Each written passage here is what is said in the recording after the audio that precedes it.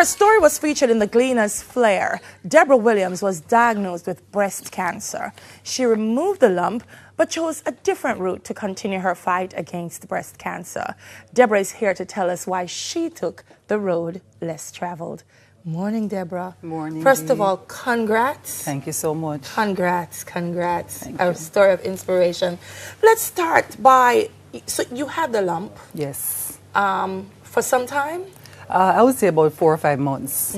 Hesitance to find out if it really was what you thought it No, was? busy, and couldn't get a chance to go to the doctor because I was traveling around the Caribbean at the time. Right. So when you heard that this was breast cancer, what was that like? Devastating? It wasn't, and you see, I'm trying so hard to say that with sympathy because people keep saying, how not? Every other woman is devastated, but I was not because I'm a Christian and my faith is strong. So I wasn't devastated, I just knew what to do to reverse it because I had friends who have had cancer, persons who are surviving, those who have died from it, so I knew what to do. All right, so let's talk about this road less traveled. First of all, what's important is that before taking the road, you did the research. Yes. And I want to make that clear to the viewers because Right. I don't want people to listen and then say, oh, I'm going to do it without fully understanding what it is. Exactly. You did research and you determined what? I determined that cancer is almost like a virus, and it comes on you because your immune system has been breached. And so what you have to do is to reverse the damage that you have done to your body. And so having done the research, met women who have done the natural way, I decided that I'm going to do this also. All right. Now, your doctors said, Deborah, that's absolutely not the way. That it may be a combination of that, but chemo was important. You opted not to do chemo. Yes. My doctor was angry. If I was a doctor, I would have He been was too. mad. Yes. How difficult was making that decision and sticking to it? It was an easy decision for me, and the main reason is my best friend came down with cancer in 2006. And when he was diagnosed with cancer, I started researching cancer. And I saw him do the chemo and it didn't work, and then he decided to go the natural route. Now he has multiple myeloma, and normally within 2 years you're dead. And this is now 2012, I'm diagnosed, right? I saw my friend go through cancer, and I didn't change my lifestyle. We all saw him, we were there, we saw him do the green juice, and we saw him change his lifestyle. We did nothing. Because you felt I don't have it, so I don't need to change what I'm doing. Exactly. That's a false sense of security that we all have. Right. You have it, but I'm okay. So when I'm diagnosed in 2012 and I'm faced now with something that my friend has gone through, I said, I'm going to go and do what he did. Plus, I also had a book called Ministry of Healing by Helen G. White. I read the book, and the book was very clear. There are 8 steps to reverse any disease in the body, whether it's cancer, arthritis, diabetes. 8 steps. And it's called New Start. That's the acronym. Nutrition, exercise, water, sunshine, temperance, air, rest, and trust in God. It's the 8 free physicians that we've been given by God, and I went on that path. It's so totally natural because the air is a natural gift. That's why we have to preserve it, people. Yes. Water, exercise, and so on. It's interesting because we're talking about now in terms of dealing with cancer, but what I'm getting from you is you're also suggesting it's preventative. Exactly. That rather than wait until you get there, Exactly. start building up the immune system. You throw away the microwave, flour, everything in the house. Meat went. No, meat went. went. Yeah. Microwave went. White flour went. White sugar went. Everything in a tin went through the door. And I went to Coronation Market. Yes. And I started just shopping at Coronation Market. And my entire diet changed. And as the diet changed, the first thing, I lost 30 pounds. That's the first thing. I lost weight. Then my skin and my hair, and I was amazed. And so now I started teaching other women to do this too. Deborah, I'm hearing you, but it's not easy. It's not First easy. of all, I find the vegan diet to be absolutely tasteless. I'm sure there are ways to make it. But how do you get away from monotony? That's the first thing on a diet like this. You know, people say to me, oh, but this is boring. And I'm saying, but hold on, how come you eat chicken 4 times a week? I have different seasoning on it. So you know, the season the bean same Your way. curry today. Curry the bean today and beans chew the bean next week. We have gungo peas. We have black eyed peas. We have split peas. We have lintel. We have callaloo stew. We have pap choy. Hello. We have stew peas without the pork. Hello. We have coconut milk to spice it up. We have all that it takes to make it extremely attractive and very palatable if we know how to do it right. And none of these are tin things as well. No, it's all natural. All natural. Yeah. We don't do the tin story. No. And so you've done, you have a website? I have a website. So persons who want to share your story or to get recipe ideas? Recipes are all there. Articles about health and wellness is all there. And that came out simply, my website is a business website. And when I was diagnosed with cancer, and I went on a radio station and I did an interview. And about 5 minutes after I came off the radio, my phone rang for 3 weeks. 3 weeks straight, with Jamaicans calling me about cancer or diabetes or obesity. And so I said, you know something, let me load up these things on the website. You're going to need to get 5 phones now after you finish on Smile Jamaica. Yes. I can tell you that. So, how long were you on it before you went back to be checked to make sure? Because that's also important, viewers. You have to know that Deborah didn't just stay home and say, I'm going to go vegan and I'm going to be okay. She went back to make sure that she was. What time lapsed before checking and then finding out you were cancer free? Oh, it was 9 months actually. 9 months? 9 months. When I started doing the program, because I was diagnosed in April of 2012, right? And I changed my lifestyle and my diet completely. And I started doing workshops, just helping friends and just going to different churches and schools and just telling women, listen, you don't have to come down with this thing, you know, it can be prevented. It's not just about screening for cancer, it's prevention of cancer. And so I started writing a book. And in the book, I'm diagnosed, I'm telling them how God helped me, the New Start program. And in December, I finished writing the book. And I'm saying, okay, I need to find a publisher and get this book published. And the Holy Spirit said, no, they're not going to believe you. Who are going to believe you that you don't have cancer? Just because you change your lifestyle and diet. And so I started checking around, is there a test in Jamaica that we can do to prove that there's no cancer cells in your body? Well, there's none. The highest test we have in Jamaica is a CT scan. And that's, I can't prove definitively. And so I went to church one Wednesday night and I heard an elder saying that she was diagnosed with cancer. She went to Miami and did a PET scan. So I started researching the PET scan. And lo and behold, I went to Miami, did my test, and girl, when the results came out, we ball. Jump up and down. We ball. You ball. We ball. Put a ball to Deborah. I know you feel like ball too.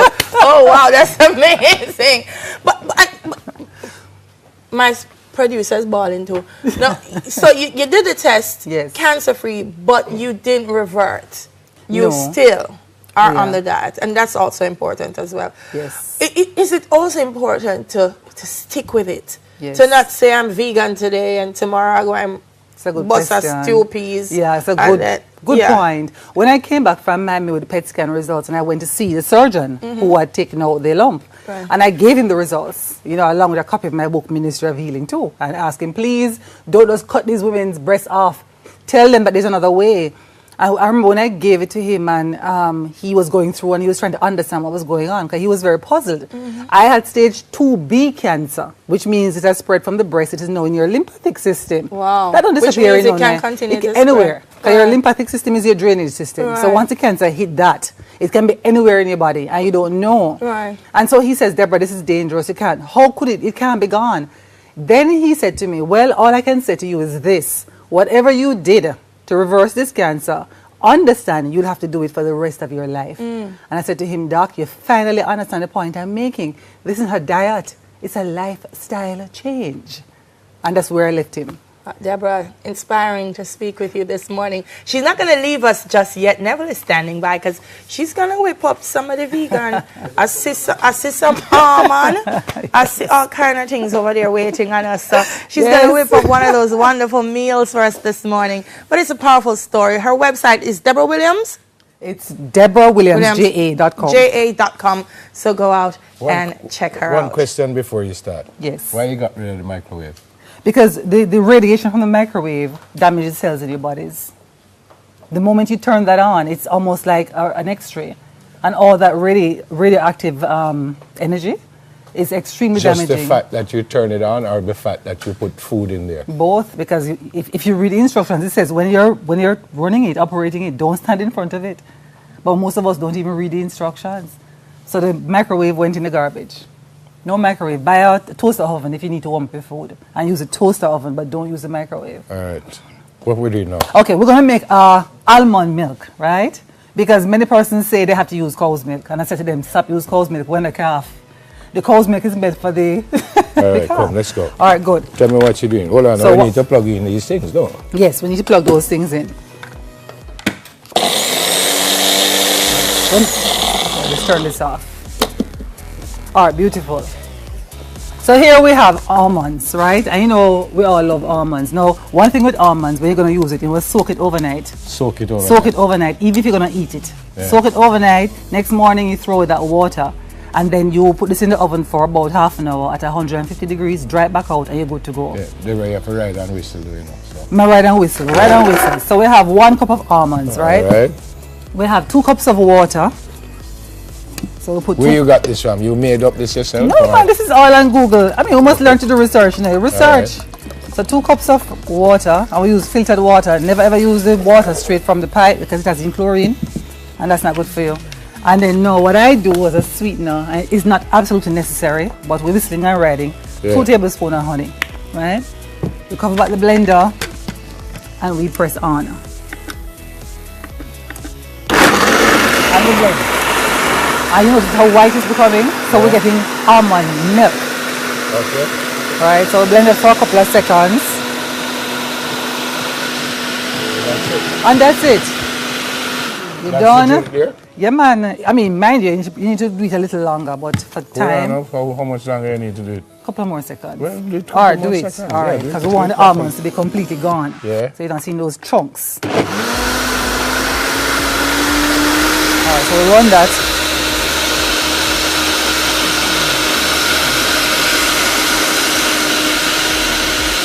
All right, now can you get this strainer for me, please? What about banana and stuff? You can add stuff like that? Yes. So what we're going to do is okay, normally at home I don't strain it, but just for the sake of those who don't want the pulp, you just strain it off. All right. Now I want you to taste it. Yeah, you taste it. Maybe you could have You even make more instead, you know. You're going to get some more, no Do worry. you want to carry it to or something? Check that first. So that is the plain milk, right? What's the name of it? That's almond milk. What's the name of it? What are you drinking? No, what's the name of the drink Yes. overall?